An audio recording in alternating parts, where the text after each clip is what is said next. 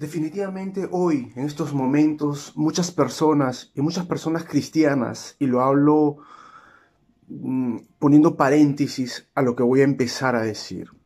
Tal vez algunas personas quieran mofarse o tal vez alejarse de la verdad que Jesús portó a este mundo. Algunas personas inclusive usan versos y capítulos de la Biblia para conveniencia propia, de su propio interés personal o de su propia vida.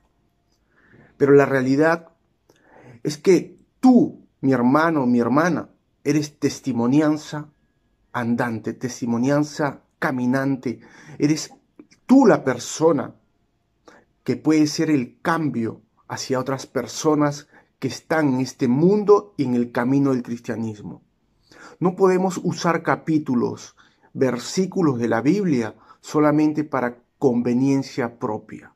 Tenemos que usar los capítulos de la Biblia, los versículos de la Biblia, pero también acompañados con testimonianzas de vida.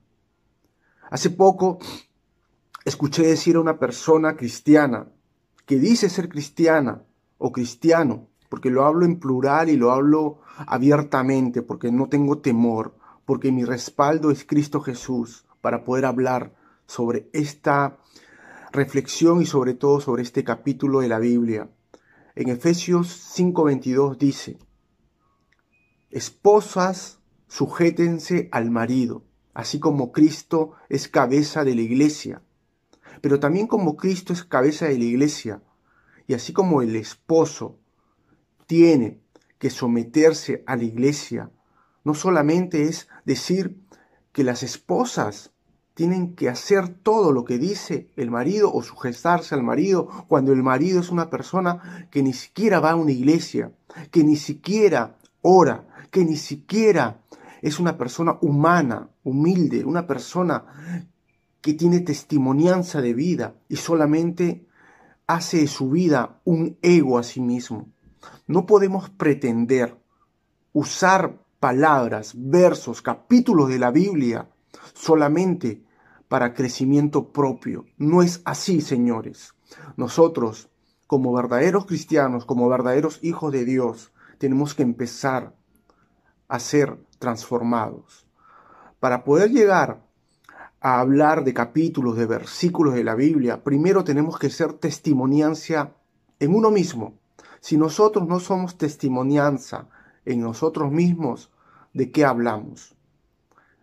Si tú eres una persona que está pasando por esto y cree que solamente someterse al marido, porque el marido tiene razón, tiene su razón, hay que respetarla, pero no se trata de hacer todo lo que él dice cuando él tampoco está sujeto a Cristo Jesús, tampoco está sujeto a una iglesia, tampoco está sujeto a una oración, a un cambiamiento, porque nosotros tenemos que buscar el cambio.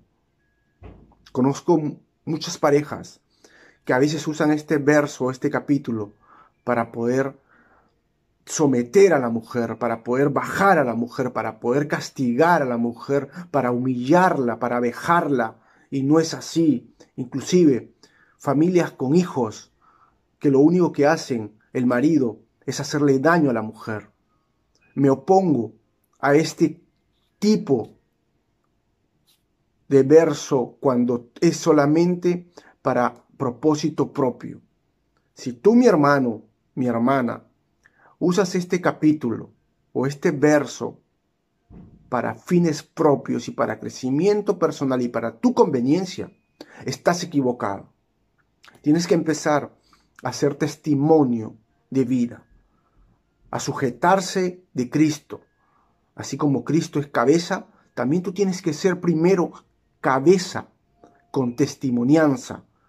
Tienes que ser una persona que demuestre que realmente merece el respeto, merece que la esposa se sujete a ti.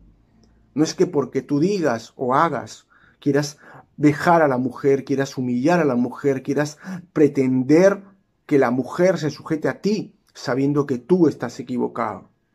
Empecemos a cambiar, mi hermano, mi hermana, y esta reflexión va para aquellas personas que tal vez están pasando por esta situación y que son cristianas y que tienen temor a Dios.